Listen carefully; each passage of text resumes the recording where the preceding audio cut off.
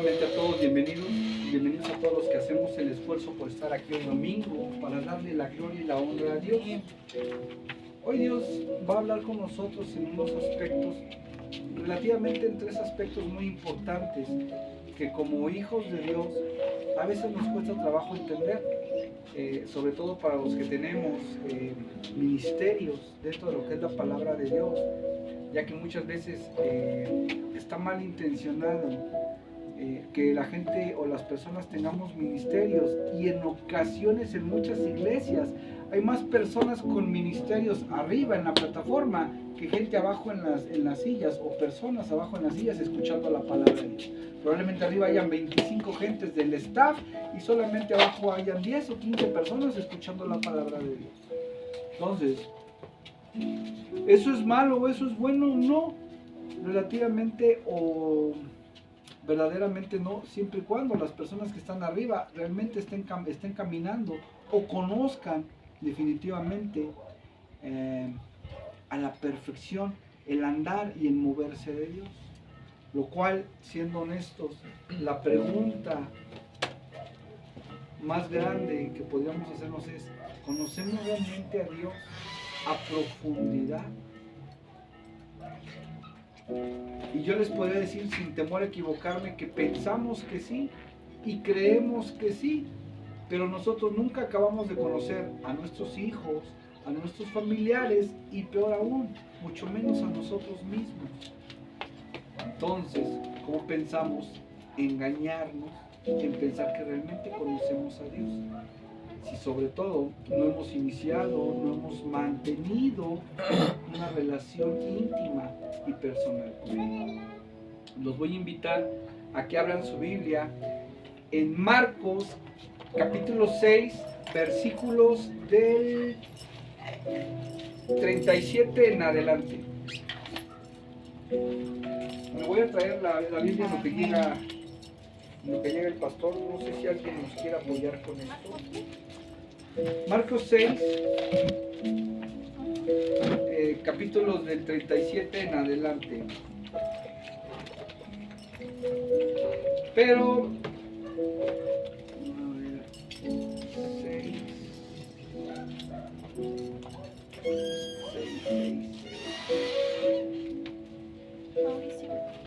Desde el 30, que inicia: Jesús da de comer a una multitud.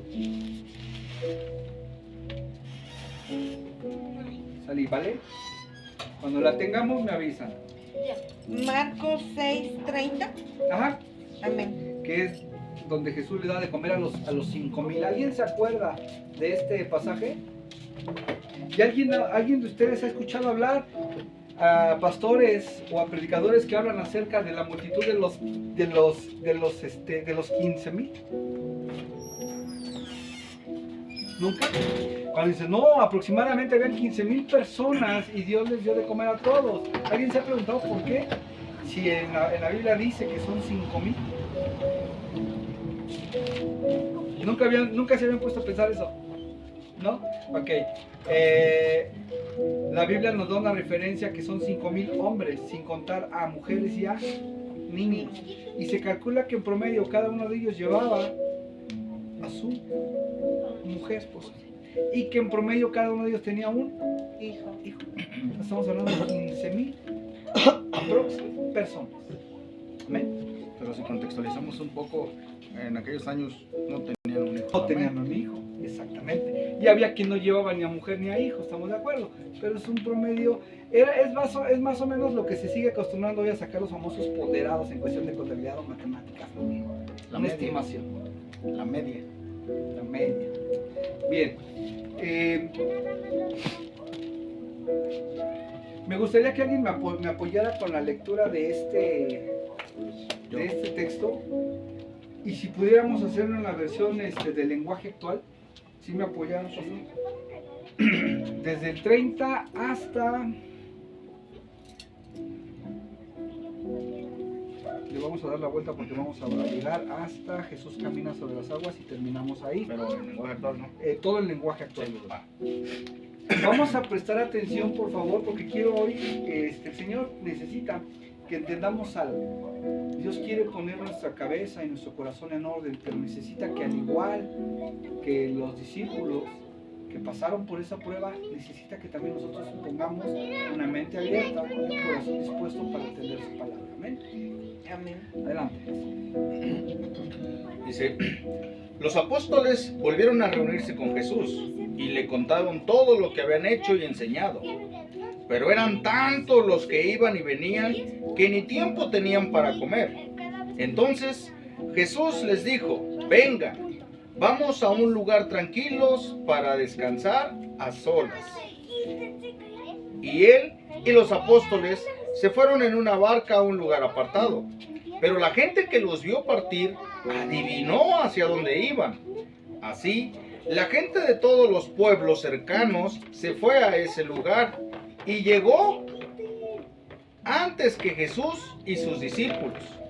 Cuando Jesús bajó de la barca, vio la gran cantidad de gente que se había reunido y les tuvo compasión, porque parecían ovejas sin pastor. Entonces empezó a enseñarles muchas cosas. Por la tarde, los discípulos se acercaron a Jesús y le dijeron, este lugar está muy solitario y ya se está haciendo tarde. Despide a la gente para que vayan a buscar comida por los campos y los pueblos cercanos. Jesús les dijo, denles ustedes de comer. Ellos respondieron, no podemos comprar pan para tanta gente. Para eso nos hace falta el salario de todo un año. Jesús les dijo, vayan a ver cuántos panes tienen ustedes. Ellos fueron y al rato regresaron diciendo, tenemos 5 panes y 2 pescados. Entonces Jesús ordenó que todos se sentaran en grupos sobre el pasto verde. La gente se sentó en grupos de 100 y de 50. Luego Jesús tomó los 5 panes y los 2 pescados, miró al cielo y dio gracias a Dios. Después partió los panes y los dio a los discípulos para que los repartieran entre toda la gente. Lo mismo hizo con los 2 pescados. Todos comieron hasta quedar satisfechos. Luego los discípulos llenaron 12 canastas con los pedazos de pan y de pescado que habían sobrado. Y fueron más de 5,000 hombres los que comieron de aquellos panes y pescados. Hasta ahí. Amén. Hasta hoy el lenguaje actual, que es muy claro, no hemos entendido qué pasó realmente, ¿va?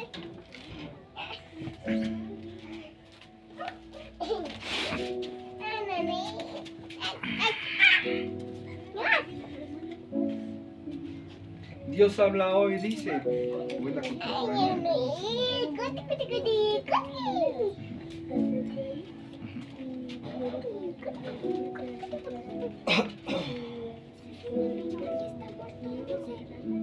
Terminando el servicio. Por eso, terminando. Aquí, bueno.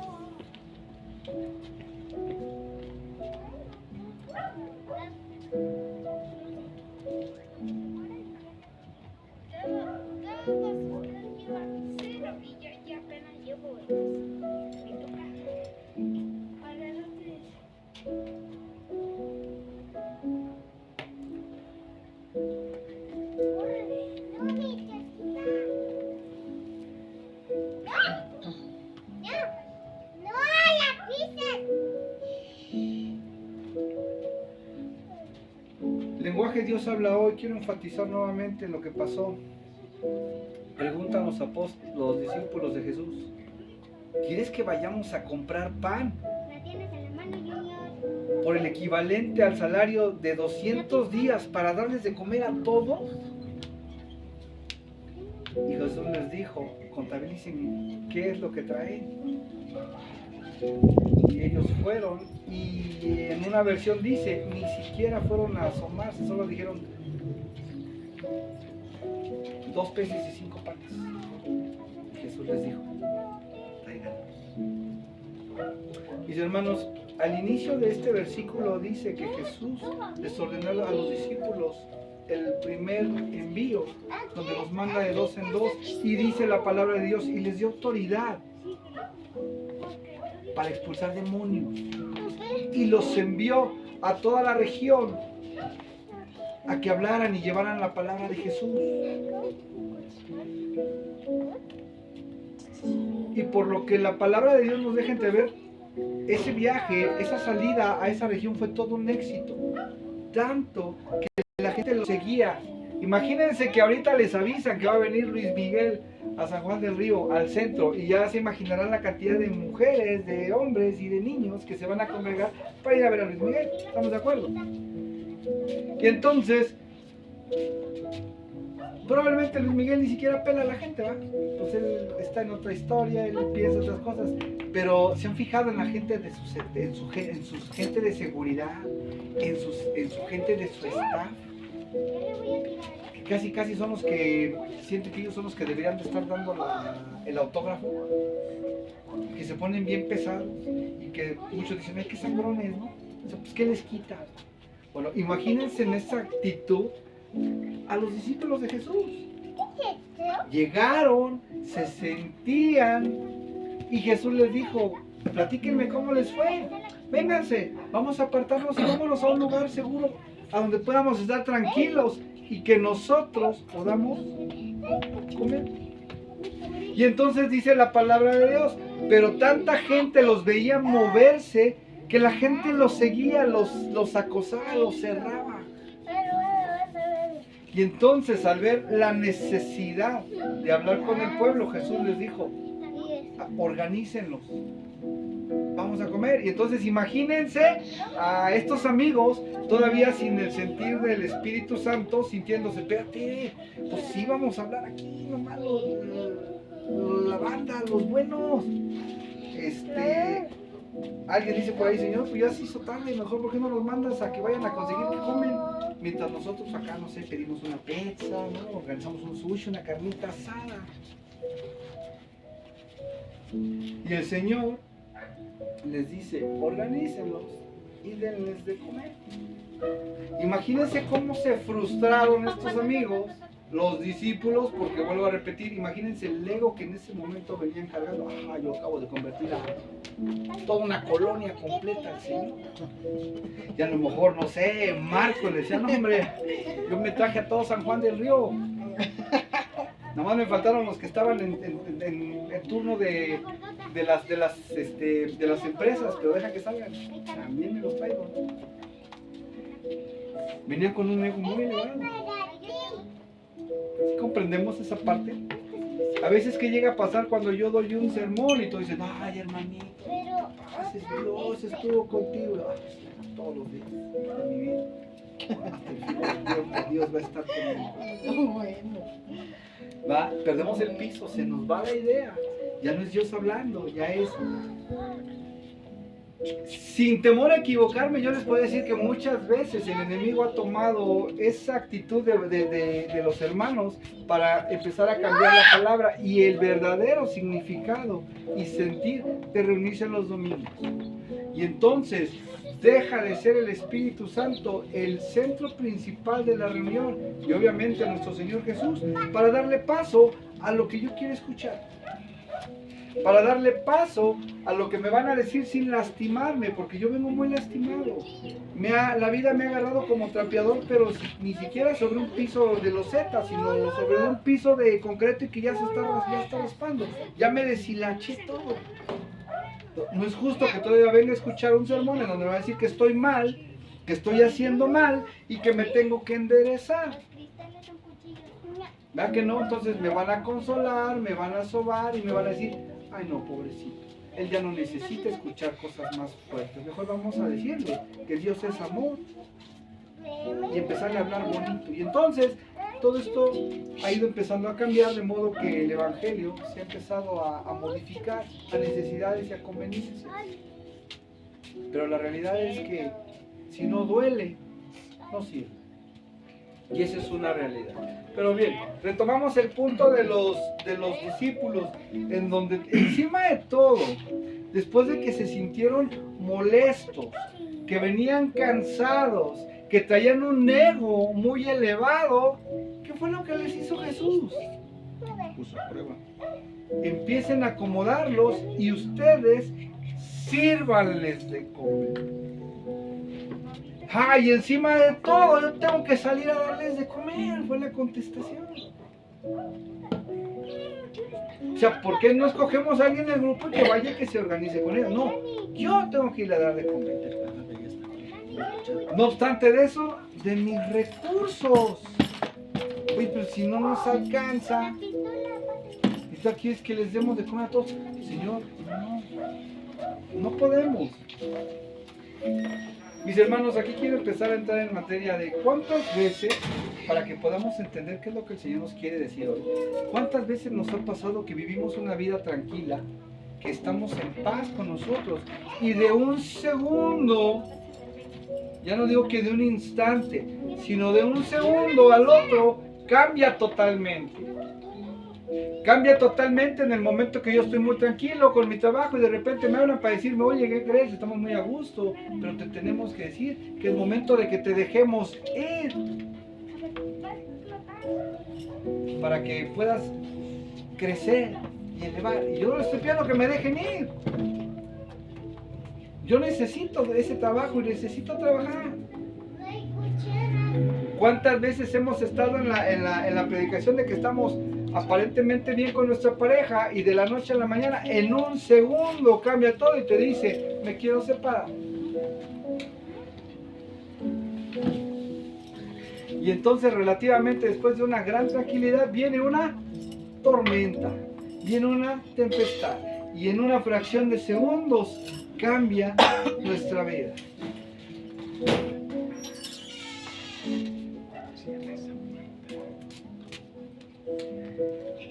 Y cuando nuestra vida cambia, nosotros necesitamos de alguna manera entender qué está haciendo Dios en nuestra vida, qué está haciendo Dios con nosotros, por qué estamos viviendo esos episodios. Y en estos días el Señor me mostraba algo, porque nosotros como creyentes del Señor decimos, empezamos a pasar pruebas, porque es necesario que las pasemos, porque Dios nos está preparando, ¿sí? Pero es increíble, el Señor me muestra que también las pruebas llegan nada más porque nosotros estamos creyendo. Hay una diferencia entre el que el Señor permita que las pruebas estén pasando, es muy diferente que por el hecho de que estamos de este lado, aquí va a pegar más duro el aire. Van a venir esas pruebas por el hecho de creer. Y eso me hizo entender por qué hay algunos memes o relatos cortos en donde nos presentan a Satanás preguntándole a Jesús si le puedo hacer tal cosa, si le puedo quitar tal cosa, si puedo hacer o no tal cosa, y Jesús a todos les responde sí, sí, sí, sí. Y otros un poquito diferentes, pero algo al final del día similar. Es por esa razón. Y lo entendemos así. Es porque simplemente por el hecho de estar de este lado, las cosas nos van a pasar. Sí o sí. Aquí la diferencia es qué tan preparados estamos para cuando las cosas nos empiezan a pasar. Amén. Amén. Bien. Vamos a ir desglosando para que no nos enredemos lo que está pasando.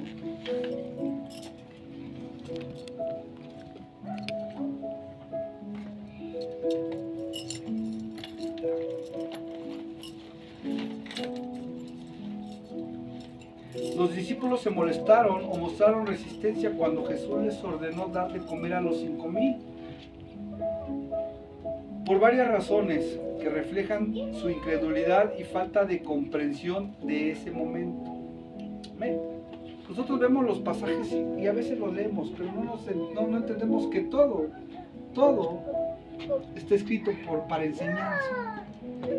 Que todo tuvo una razón, a veces hasta lo más mínimo. Y yo fíjense que yo nunca había notado hasta que, bendito sea Dios, a alguien se le ocurrió escribir versiones, ¿verdad? Y le decía yo a Ana, creo ayer o en la mañana, que le decía, Y hay versiones en donde jamás, tú lees y jamás notas que ellos se molestaron. Es más, ni siquiera te pasa por aquí que se molestaron, tú no estás viendo que el Señor nos dijo que le iban a dar de comer a 5,000, etc. Pero cuando empiezas a escudriñar en la palabra de Dios, te das cuenta que hay versiones donde te especifica que estaban enojados, dices, ¿a qué horas? ¿Dónde dice? Yo no lo vi. Y empezamos a buscar y dices, ¡ah, sí, cierto! Y se habían enojado. Porque habían hecho pucheros. ¿Qué pasó?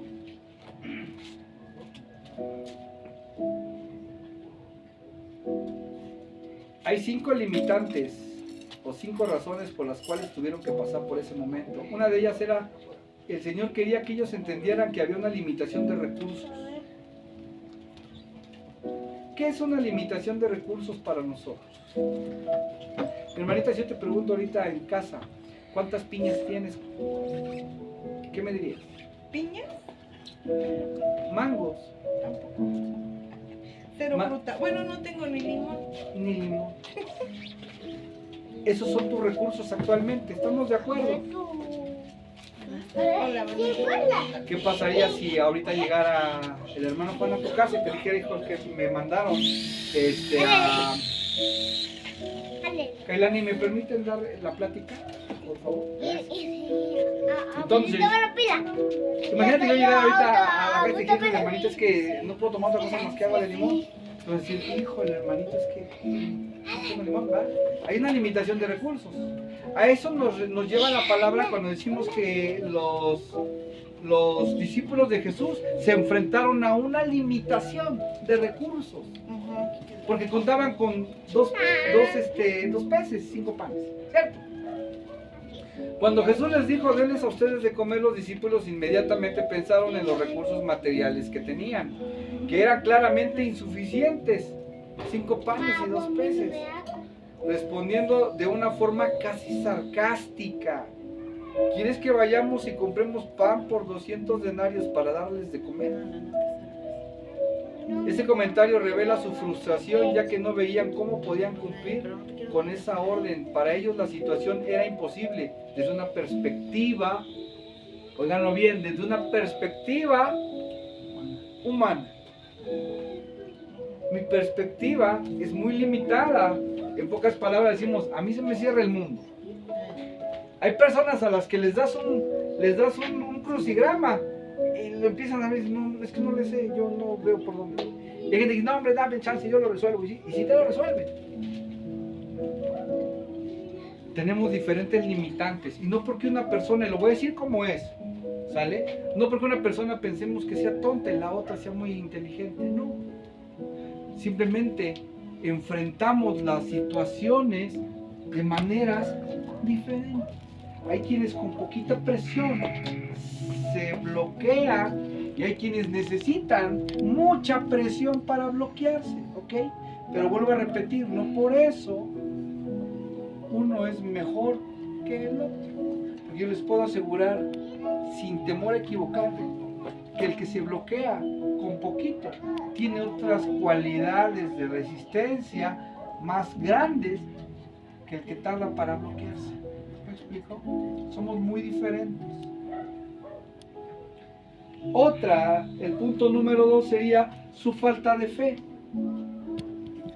Aunque los discípulos ya habían visto milagros de Jesús, es más, en este pasaje, mis hermanos, ya había pasado cuando Jesús calmó la tempestad y a los vientos. Si recordamos ese pasaje, a donde ellos cruzaron en una barca, iban a pasar del otro lado, Jesús ya iba cansado y se quedó dormido y empezó a agitarse y embravecerse el mar. Bueno, ese evento incluso ya había pasado. ¿Es el que sigue? No, ese está antes. Si lo buscas en el libro de Marcos, va a andar como por el capítulo 4, si no mal recuerdo. Y se lo doy. Ya habían visto a Jesús hacer grandes cosas y ellos todavía no entendían. Ya los había incluso mandado Jesús a llevar las buenas nuevas en pareja, a hablar de Él. Pero ¿saben qué nos refleja esa situación? Que no conocían realmente con quién estaban. Todavía sus ojos no se habían abierto para saber con quién estaban hablando, a quién le estaban sirviendo.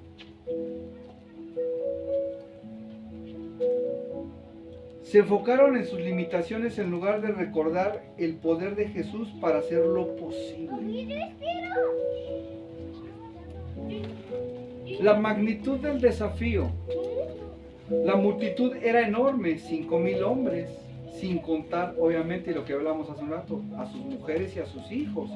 Lo que hacía que la tarea pareciera abrumadora desde su punto de vista. La logística para alimentar a tantas personas era insuperable. ¿Cómo te organizabas para que todos pudieran comer cuantos? Ahora, todos conocemos. ¿Cuántos hemos estado, seamos honestos, en una fiesta en donde empiezan a servir en aquella mesa? Y yo ya me senté acá y, ay, mira, ya empezaron a servir allá, pues ¿qué piensan? Que nosotros no tenemos hambre, ¿qué? Y nos empezamos a querer poner medios bravos con los meseros y empezamos a decirles, oye, es que para acá también, ¿no? Y los pobres otros andan que ya no hayan ni para dónde, ¿no? ¿Cuántas mesas, mis hermanos? ¿10 mesas? ¿15 mesas? ¿20 mesas? Acá eran 15,000 gentes. En grupos de 100 y de 50, dice la palabra. ¿Cuántos apóstoles eran? 12. ¿Cómo organizas a toda la gente? Y un factor importante, lo estaban haciendo de mala gana. ¿La comprenden? Lo estaban haciendo de mala gana. En pocas palabras, no tenían ganas de hacerlo. No tenían que hacerlo.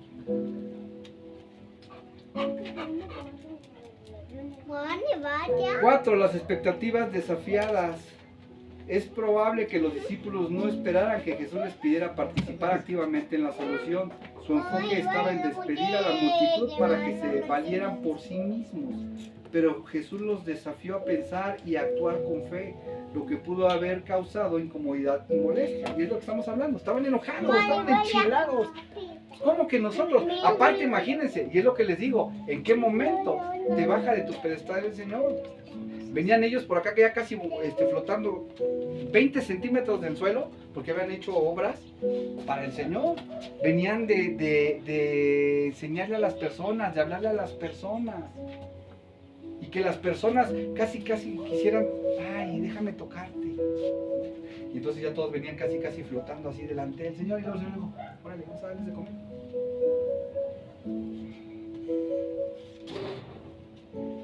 ¿Cuántas veces no lo ha hecho a nosotros el Señor? ¿Cuántas veces? Porque hablamos con una persona y porque alguien nos dice, oye, es que tú que eres un hijo de Dios, ayúdame a orar por mi familiar. Ahorita hablo con mi jefe. Ahorita lo ponemos todo en tono tú. Relájate. ¿Cuántas veces el Señor te baja de ese pedestal y te dice, las cosas no son así?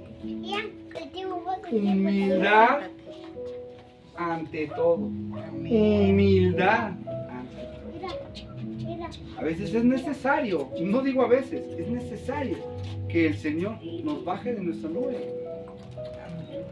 Enseñanza y dependencia de Dios. Porque aquí es a donde vamos a culminar diciendo, si ellos realmente hubieran sabido y estado conscientes de con quién estaban, no hubieran pasado por todo ese tramo que pasaron. ¿Sí? No les hubiera pasado eso. ¿Por qué? Porque de inmediato le hubieran dicho, Señor, no tenemos ni queso en las quesadillas. Pero Señor, tú eres Jesús. Entonces, ¿qué les hubiera dicho Jesús? Asómense, allá afuera ya llegaron los del Didi, ¿no? Los del Uber Eats, ya están repartiendo. Siéntense a comer mis muchachos, ¿no? Pero no confiaron, no se acercaron a quien se tenían que acercar. En su mente estuvo pasando mil cosas, entre ellas la incomodidad, la arrogancia, la molestia, pero nunca en ese momento pasó por su mente el decir, ¿quién está con nosotros? ¿A quién le tenemos que decir, Señor, qué hacemos? Tú dinos. No, pero andamos con las manos en la bolsa, bien encanijados. Y, tenemos que comer, ¿no? Oye, bien casado. Oye, yo convertí ahorita a toda una colonia en una calle de volada. Bien inflados. Bien inflados. Y el Señor les dijo, abajo, niños. Nunca les pasó por la mente con quién estaba. Solo en el mentado y famoso yo-yo. En lo que yo siento, en lo que a mí me hizo sentir, en lo que a mí me pasó, y ahora yo quiere que yo lo resuelva. ¿Y Dios qué te está enseñando? Dependencia en Él. Humildad. Y una cosa va de la otra. No vamos a poder tener dependencia de Dios si no estamos alineados con lo que Dios piensa. No vamos a poder tener dependencia de Dios si no somos humildes. No vamos a poder tener dependencia de Dios si no somos obedientes. No vamos a poder tener dependencia de Dios si no tenemos fe. ¿Cierto? Si nada más estamos pensando que Dios no va a poder. Jesús quería enseñarles que el poder de Dios no depende de los recursos humanos. Al pedirles que distribuyeran la comida, después del milagro, les mostró que podían ser instrumentos en su obra, pero que el poder y la provisión provenían única y exclusivamente ¿de quién? De Dios nuestro Señor. Para Dios no hay limitantes, para Dios no traías ni un peso en la bolsa, pero eso no debe detener a Dios. Mis hermanos, ¿cuántas veces sin entenderlo ha pasado que nosotros caminamos y a lo mejor andamos pensando, hijo Dios, ¿qué voy a comer el día de hoy? Ah, caray, uno de 500, mira nomás. ¡Ey, qué suerte! Mis hermanos, no es suerte. Dios sabe cómo llenarte los bolsillos. Amén. Dios sabe cómo sanar esas necesidades. A veces somos tan incrédulos que decimos, híjole, Señor, no sé ni qué voy a comer, pero yo quisiera, híjole, por lo menos tener para mi camión. Mira, 10 pesos, un billete de 20. Ah, bueno, ya salió el pasaje. El Señor te dice, me pediste el pasaje. ¿Cierto? El poder de la palabra, el poder de la oración. Por eso muchos dicen, pídele, pero pídele con fe. Señor, ayúdame a resolver mi problema, yo no sé cómo lo vas a hacer. Yo no le encuentro solución, pero Señor, tú eres Dios. Y entonces Dios va a resolver tu problema. Y la mayor parte de veces, y lo que hemos logrado leer en la Biblia, ¿qué dice muchas veces? A diferencia de lo que en las iglesias nos han dicho, es que para que Dios pueda obrar en tu vida, tú te tienes que mover. Para que Dios pueda empezar a fungir ese milagro en tu vida, tú te tienes que empezar a mover. Y entonces, lo que no hemos entendido es que Dios no necesita que le echemos la mano. Dios no necesita que lo lleves a una dirección y le digas, Señor, ahí es. O si no sabías, mira, ahí toca el timbre, ahí van a salir. Dios no necesita que le ayudemos. Dios necesita que seamos obedientes. Dios necesita que seamos pacientes. Dios necesita que tengamos fe.